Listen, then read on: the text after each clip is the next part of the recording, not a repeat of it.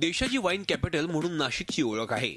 नाशिकला ज्या विनयार्डमुळे वाईन कॅपिटलचा दर्जा मिळाला त्या सर्वात अग्रभागी सुला विनयार्डचं नाव आहे।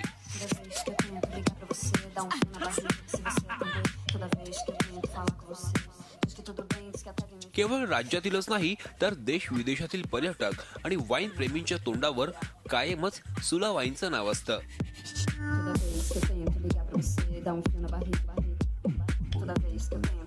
गेल्या 15 वर्षापासून जगाच्या नकाशावर आपला ठसा उमटवणाऱ्या सुला विनयार्डचा सुला फेस्ट हा festival of Joy, festival of harvest म्हणून ओळखला जातो।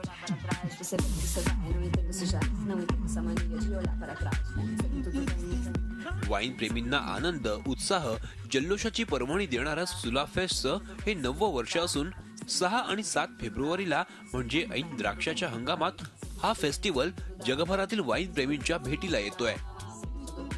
यंदा सुला फेस्ट 6 आणि 7 फेब्रुवारीला होणार आहे आणि हे यंदाचं 9वं वर्ष आहे। सुला fest is a festival of Joy, is a festival of harvest.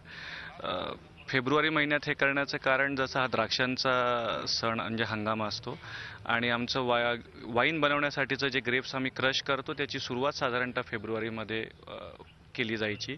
त्या अनुषंगाने हा फेस्टिवल फेब्रुवारीमध्ये होतो। संगीत ही सुला फेस्टची मध्यवर्ती संकल्पना।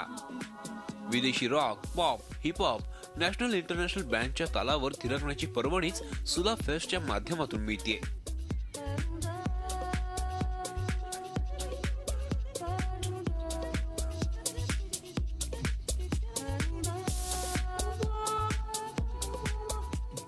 आजवर deep forest, young the giant असे अनेक इंटरनॅशनल बँड असे आहेत ज्यांनी भारतात पहिल्यांदाच आपली कला कुठे सादर केली असेल तर ती सुला फेस्ट मध्ये।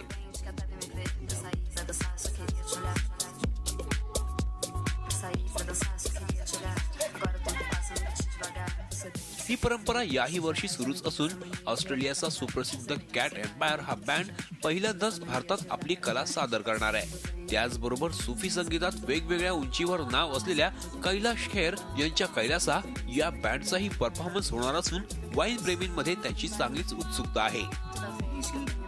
या वर्षीचा जो आमचा हेडलाइनर बँड आहे किंवा जो प्रमुख आकर्षण आहे पहिल्या दिवसाचं ते आहे कॅट एम्पायर। हा ऑस्ट्रेलियाहून आलेला बँड असेल आणि भारतातला हा त्यांचा पहिलाच परफॉर्मन्स असेल। यावर्षी सुफी संगीतात ज्यांचं नाव आहे भारतामध्ये आणि अत्यंत लोकप्रिय गायक कैलाश खेर त्यांच्या कैलासा या बँडला घेऊन सुला फेस्टमध्ये परफॉर्म करणार आहेत। जगातील सर्वाधिक पर्यटकांनी भेट दिलेल्या विनयार्डमध्ये सुलाचा पहिला क्रमांक लागतो। बिगर आणि बेटर या आपल्या ब्रीदवाक्याप्रमाणेच याही पुढे सुला आपल्या संशोधन, नवनवीन उत्पादनाच्या माध्यमातून आपली सेवा अशीच चालू ठेवणार असल्याचा विश्वास सुलानं व्यक्त केलाय। मुकुल कुलकर्णी, झी मीडिया, नाशिक। झी 24 तास रहा एक पाऊल पुढे।